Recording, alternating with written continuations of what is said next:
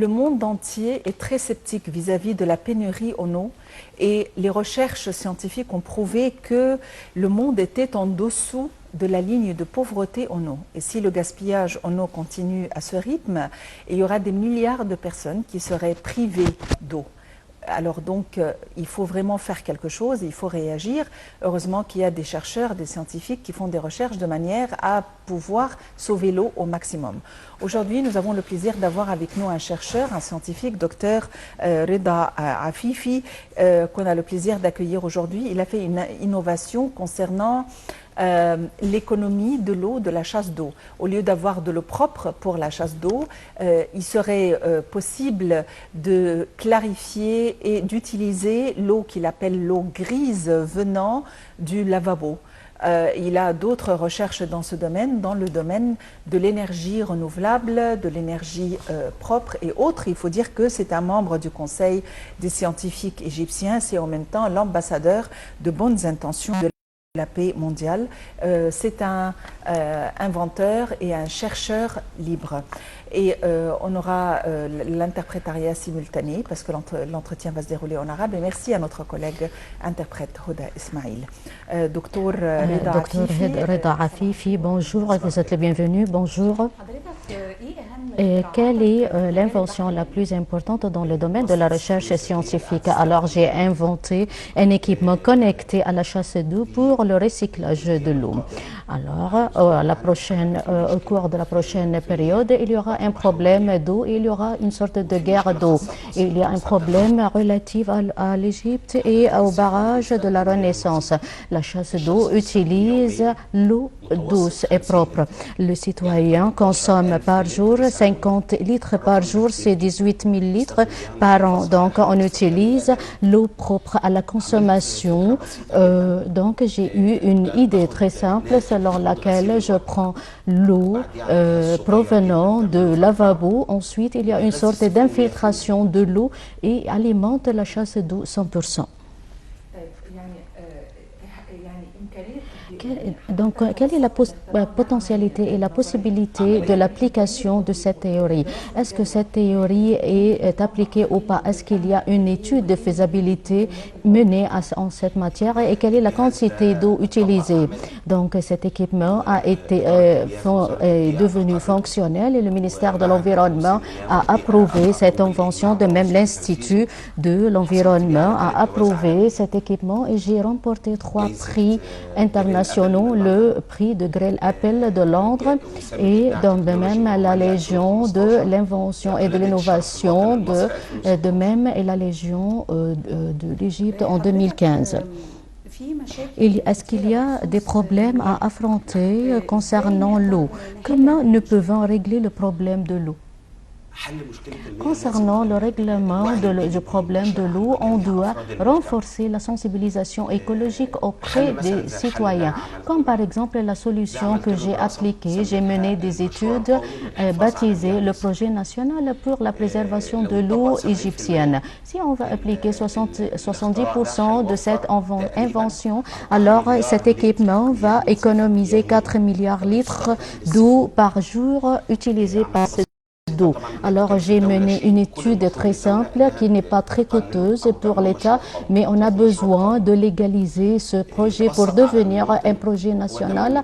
Donc ce projet ou cet équipement coûte 200 livres égyptiennes et le citoyen peut payer 10 livres par mois. Donc la chasse d'eau représente 40% de l'usage de l'eau. Donc j'ai économisé pour le citoyen 40% de la facture d'eau payée mensuellement. Donc 10 livres par jour ne sera pas très coûteuse et par suite on va économiser l'eau. Donc nous pouvons cultiver 2 millions faidans à titre d'exemple. Comme vous savez, le citoyen égyptien est au-dessus du seuil de la consommation d'eau.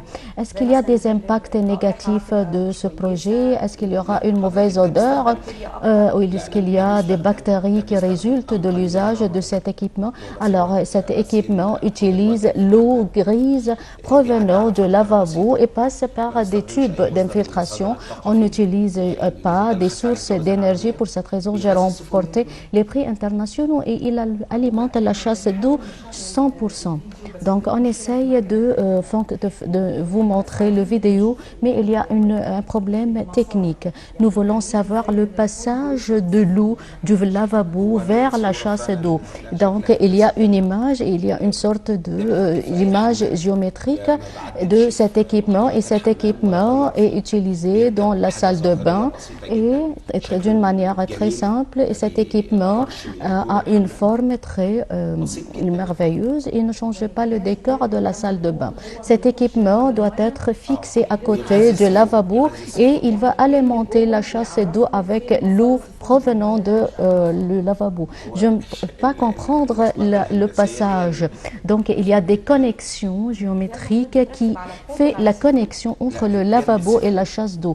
On va mettre l'équipement à côté de la chasse d'eau et il alimente la chasse d'eau avec l'eau provenant du lavabo. Vous avez remporté d'autres prix. Est-ce que nous pouvons savoir quelles sont les autres inventions que vous avez faites? Il y a une autre invention que j'ai faite dans le domaine écologique, la génération de l'eau, de l'électricité à travers le mouvement hydraulique sans l'usage de l'énergie. Une sorte d'unité pour la production d'électricité à travers le mouvement de l'eau.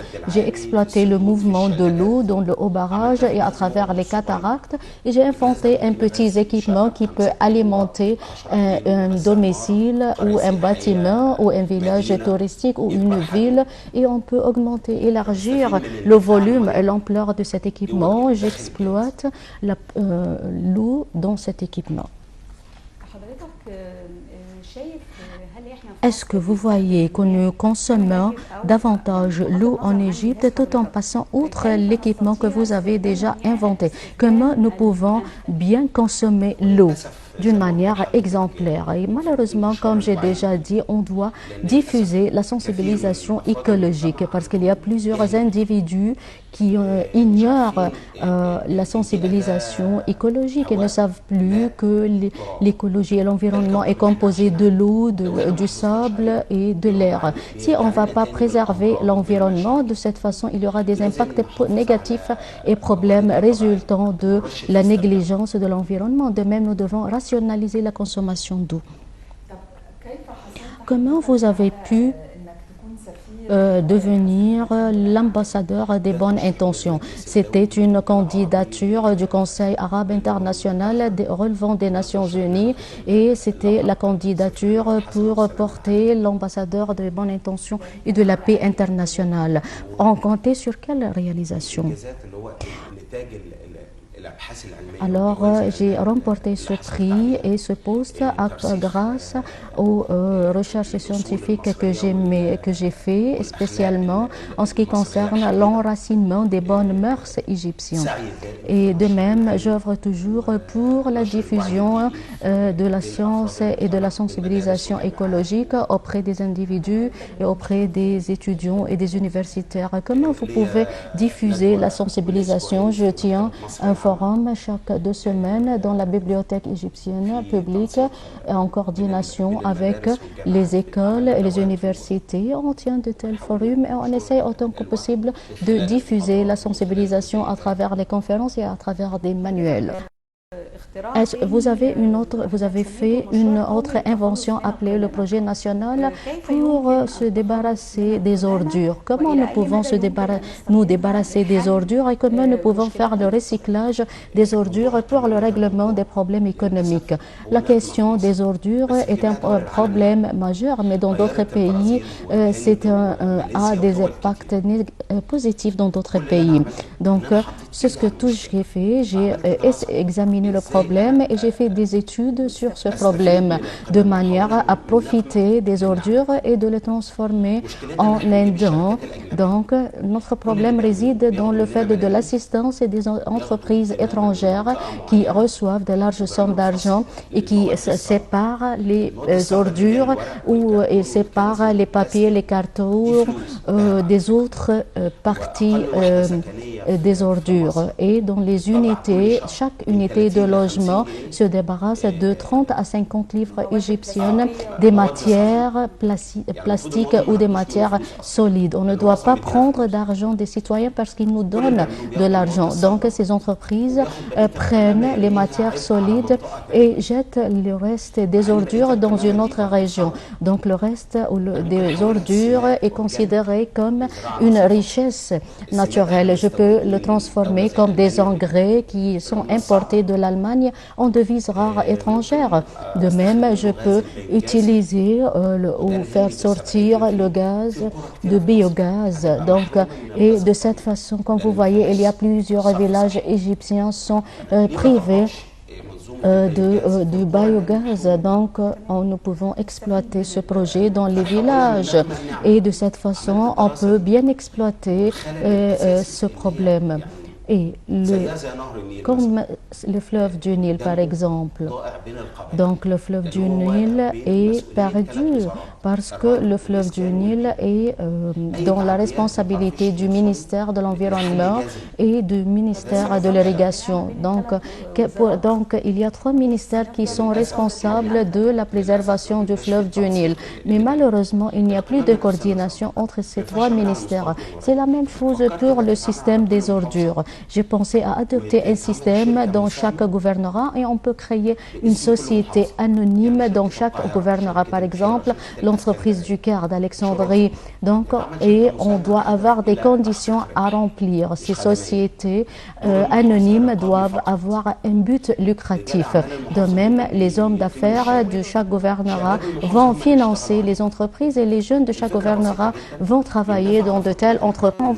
On va ajouter dans la facture mensuelle d'électricité 5 livres pour la propriété. Malheureusement, il y a un manque de propriété. Si on va prendre 5 livres égyptiens de chaque unité de logement, donc 10 individus vont prendre 10 livres de chaque unité de logement. Ensuite, il y aura 5 individus qui seront chargés de la propriété de la région. Donc, ce sont les habitants de la région. Les 5 individus qui font partie de chaque quartier. Donc, il y aura une équipe de travail qui sera chargée de la propriété de chaque quartier et elle va toucher des salaires et par suite cette équipe va jouir de l'assurance maladie et de l'assurance sociale. 5 autres individus vont faire l'emballage. De même, il y aura des camions qui vont transporter les ordures vers les entreprises. Donc, les ordures sont ramassées de la rue. Donc, je vais profiter des matières solides et par suite, j'ai profité de la rue qui deviennent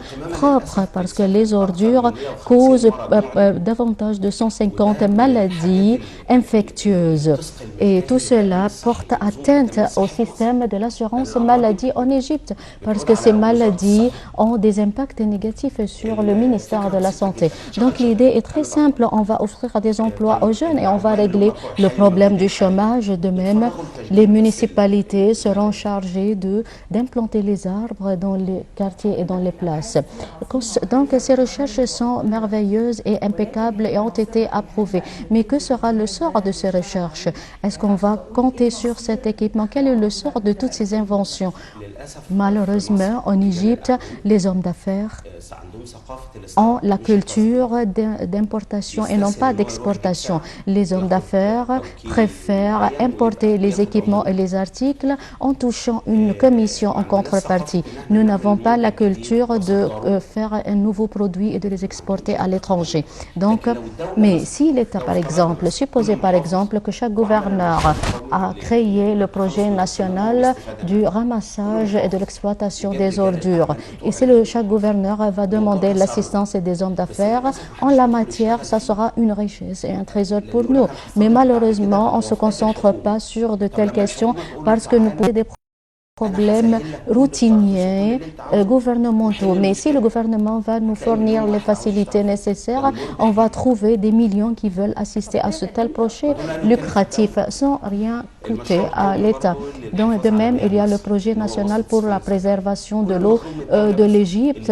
Donc, on a besoin que l'État légalise ce projet et de le considérer comme un projet national. Et de même, on va trouver que les hommes d'affaires vont assister à de tels projets très coûteux ou très lucratifs. Et par suite, on va offrir d'emplois aux chômeurs, comme par exemple les entreprises de gaz. Et si on va, par suite, le citoyen va verser cette somme d'argent sur quelques mois. Donc, l'État doit adopter et lancer ce projet. Pourquoi vous ne communiquez pas avec les responsables étatiques? J'ai contacté le docteur Laila Skandar, l'ancienne ministre de l'Environnement, et elle a demandé à l'Institut de recherche de l'environnement d'approuver ce projet. Malheureusement, il y a des changements et il y a, comme vous savez, de remplacement des ministres et on commence à nouveau. Parmi les prix que vous avez remportés, le prix de Green Apple à Londres, comment vous avez contacté les responsables britanniques?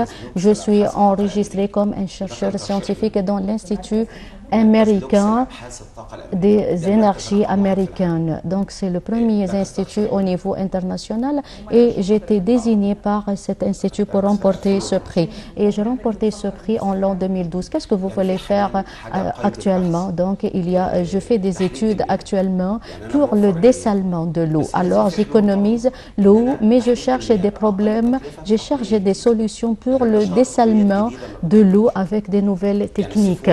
Par exemple, la chasse d'eau, c'est une nouvelle technique. L'unité de la génération d'électricité est une nouvelle technique.